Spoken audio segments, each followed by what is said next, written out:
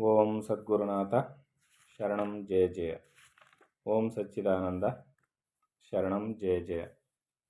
ಎಲ್ಲರಿಗೂ ನನ್ನ ನಮಸ್ಕಾರಗಳು.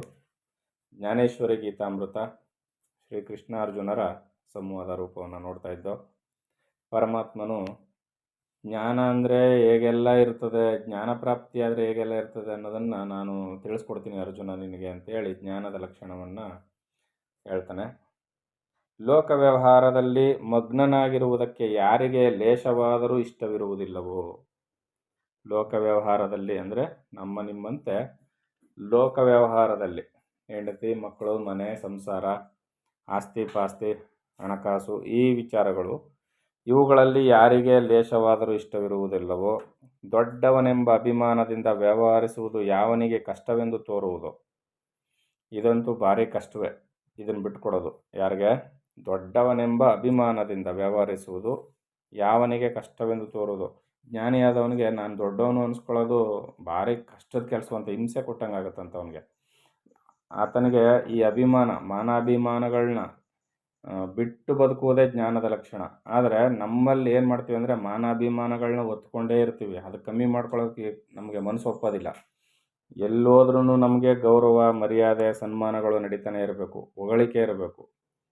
ಇದಿದ್ರೇ ನಾವು ಪ್ರಪಂಚದಲ್ಲಿ ಮನುಷ್ಯರಾಗಿ ಬದುಕಲಿಕ್ಕೆ ಇಚ್ಛೆ ಪಡ್ತೀವಿ. ಅದಿಲ್ಲ ಅಂದರೆ ನಮಗೆ ಇರುಸು ಮುರುಸಾಗುತ್ತೆ, ಹಿಂಸೆ ಆಗುತ್ತೆ. ಆದರೆ ಜ್ಞಾನಿಯಾದವನು ಈ ಅಭಿಮಾನದಿಂದ ವ್ಯವಹರಿಸಿದವನಿಗೆ ಭಾರಿ ಕಷ್ಟ ಅವನಿಗೆ. ಮತ್ತು ಮಹಾತ್ಮನೆಂದು ಹೊಗಳುತ್ತಾ ಗೌರವ ಪ್ರಶಸ್ತಿಗಳನ್ನು ಅರ್ಪಿಸುವ ಸನ್ನಿವೇಶ ಒದಗಿಸಿದಾಗ ಯಾವನು ವ್ಯಾಧನ ಕೈಗೆ ಸಿಕ್ಕಿದ ಜಿಂಕೆಯಂತೆ ಗಾಬರಿಯಿಂದ ವ್ಯಾಕುಲ ಚಿತ್ತನಾಗುವನು. ಆತನನ್ನು ಜ್ಞಾನಿಯಾದವನನ್ನು ಆತ್ಮಜ್ಞಾನಿಯನ್ನು ಕರ್ಕೊಂಡೋಗಿ ಸಾಲು ಸನ್ಮಾನಗಳನ್ನು ಮಾಡಿ ಪ್ರಶಸ್ತಿಗಳನ್ನು ಕೊಟ್ಟು ಮಾಡುವಂತಹ ಸನ್ನಿವೇಶ ಏನಾದರೂ ಬಂತು ಅಂದರೆ ಈ ಬೇಟೆಗಾರನ ಕೈಗೆ ಸಿಕ್ಕಂತಹ ಜಿಂಕೆಯಂತೆ ಗಾಬರಿಯಿಂದ ವ್ಯಾಕುಲ ಚಿತ್ತನಾಗಿಬಿಡ್ತಾನಂತೆ ಜ್ಞಾನಿ. ಯಾಕಂದರೆ ಇಂಥವಕ್ಕೆಲ್ಲವನು ಆಸೆ ಪಡೋದಿಲ್ಲ. ಅಥವಾ ಈಜುವಾಗ ನೀರಿನ ಸುಳಿಯಲ್ಲಿ ಸಿಕ್ಕಿದವನು ಸಂಕಟ ಪಡುವಂತೆ ಯಾವನಿಗೆ ಲೋಕದವರು ಮಾಡುವ ಸನ್ಮಾನವು ವಿಪತ್ತುಂಟಾದಂತೆ ಕಷ್ಟಕರವಾಗಿ ತೋರುವುದೋ. ಲೋಕದ ಜನ ಆತನಿಗೆ ಸನ್ಮಾನವನ್ನು ಮಾಡಿದರೆ ಎಲ್ಲಿ ನಾನು ಪಾತಾಳಕ್ಕೆ ಬಿದ್ದು ಸಾಯ್ತಾ ಇದ್ದೀನೋ ಅನ್ನೋಷ್ಟು ಭಯಪಡ್ತಾರಂತೆ ಜ್ಞಾನಿಗಳು. ಅಂದರೆ ಅವರು ಲೋಕದ ಇಂಥ ಹೊಗಳಿಕೆಗಳಿಂದ ಅವರು ತುಂಬ ಬಹುದೂರ ಇರ್ತಾರೆ, ಕಣ್ಣಿಗೆ ಕಾಣಿಸ್ಕೊಳ್ಳೋದಿಲ್ಲ.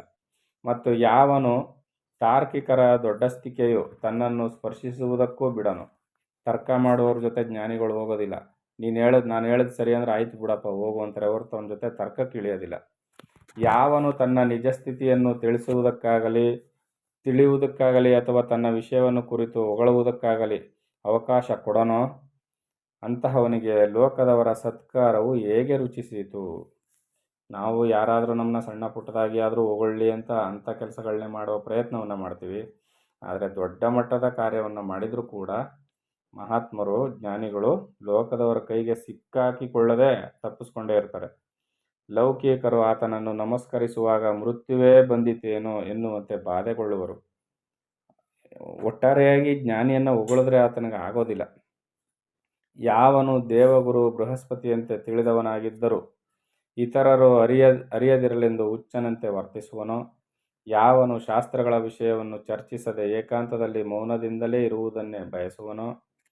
ಲೋಕದವರು ನನ್ನನ್ನು ಅಪಮಾನಿಸುತ್ತಾ ತಿರಸ್ಕರಿಸಿರಲಿ, ನನ್ನ ಬಳಗದವರು ನನ್ನ ಕಡೆ ಕಣ್ಣೆತ್ತಿಯೂ ಸಹ ನೋಡದಿರಲೆಂದು ಯಾವನು ಹೃದಯಪೂರ್ವಕವಾಗಿ ಇಚ್ಛಿಸುವನೋ.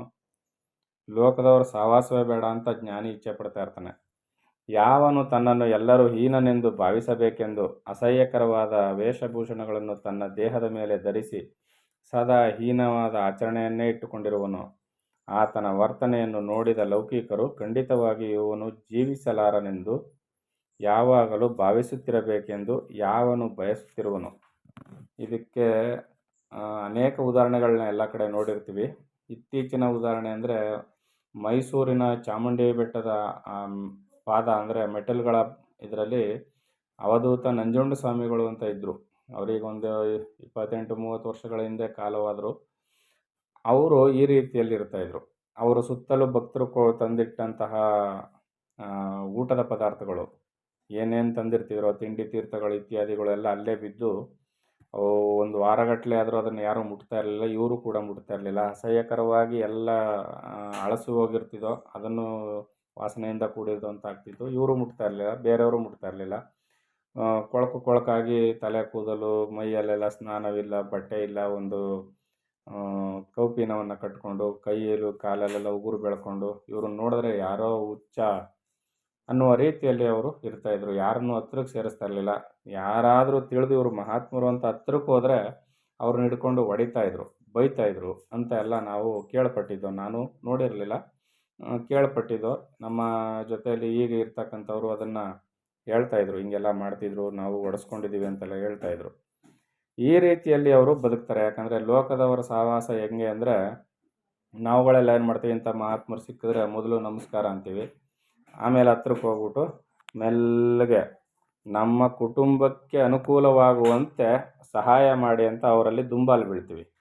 ಅದಕ್ಕೆ ಅವ್ರೇನು ಮಾಡ್ತಾರೆ, ಲೌಕಿಕ ಸುಖ ಭೋಗಗಳೆಲ್ಲವೂ ಕ್ಷಣಿಕ, ನಶ್ವರವಾದದ್ದು, ಅವು ಕರ್ಮಫಲಾನುಸಾರವಾಗಿ ಬರ್ತವೆ ಅಂತ ಗೊತ್ತಿದ್ದು ಅವುಗಳನ್ನೆಲ್ಲ ನಾವೇನು ಮಾಡ್ತೀವಿ, ದುಃಖಗಳನ್ನ, ಕಷ್ಟಗಳನ್ನ ನಿವಾರಣೆ ಮಾಡೋತ್ತೀವಿ, ಸುಖಗಳನ್ನ ಹೆಚ್ಚಿಸು ಅಂತ ಕೇಳ್ತೀವಿ.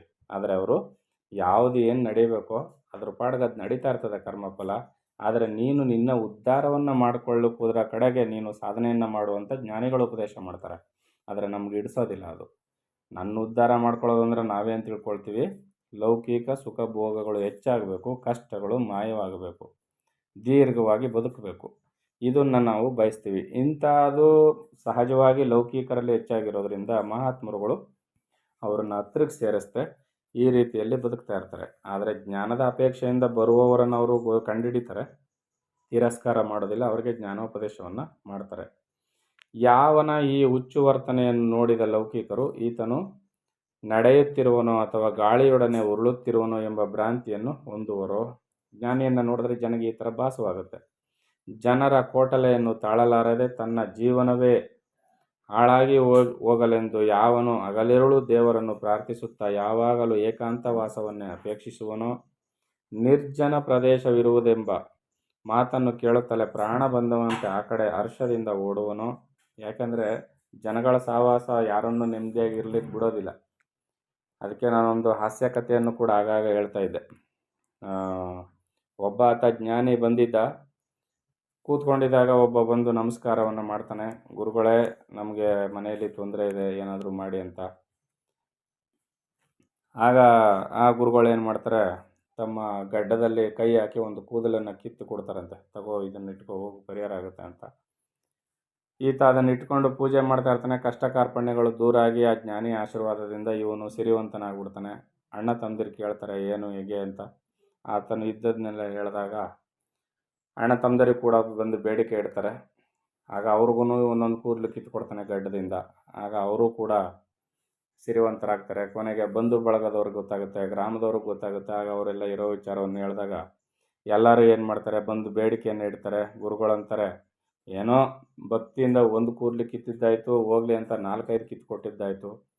ಆಗ ಜನರೆಲ್ಲ ಏನು ಮಾಡ್ತಾರೆ ಅಂದರೆ, ಇವನನ್ನೇನು ಕೇಳೋದು, ಇರೋ ಕೂದಲೆಲ್ಲ ನಾವೇ ಕಿತ್ಕೊಳ್ಳೋಣ, ಹಿಡ್ಕೊಳ್ರು ಅಂತಾರೆ. ಆಗ ಜ್ಞಾನಿ ಎದ್ನೋ ಬಿದ್ನೋ ಅಂತ ಓಡುವಂಥ ಪರಿಸ್ಥಿತಿ ಬಂದ್ಬಿಡ್ತದೆ. ಆ ಥರದಲ್ಲಿ ಏಕಾಂತ ವಾಸವನ್ನು ಮಾಡಲಿಕ್ಕೆ ಖಾಲಿ ಯಾವುದಾದ್ರು ಏಕಾಂತ ಸ್ಥಳ ಇದೆ ಅಂತ ಗೊತ್ತಾದರೆ ತುಂಬ ಹರ್ಷದಿಂದ ಆ ಕಡೆ ಓಡಿ ಹೋಗ್ತಾನಂತೆ, ಲೋಕದವ್ರ ಕಣ್ಣಿಗೆ ಬೀಳಬಾರ್ದು ಅಂತ ಜ್ಞಾನಿ.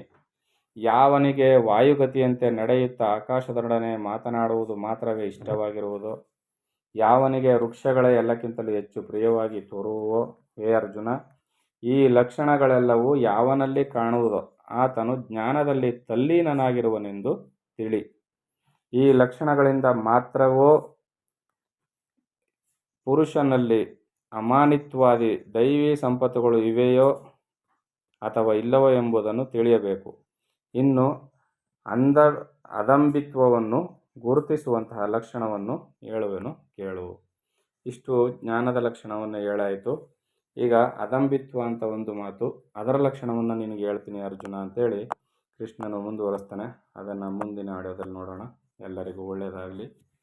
ಓಂ ಸದ್ಗುರುನಾಥ ಶರಣಂ ಜಯ ಜಯ. ಓಂ ಸಚ್ಚಿದಾನಂದ ಶರಣಂ ಜಯ ಜಯ. ಹರಿ ಓಂ ತತ್ಸತ್. ಹರಿ ಓಂ ತತ್ಸತ್. ಹರಿ ಓಂ ತತ್ಸತ್.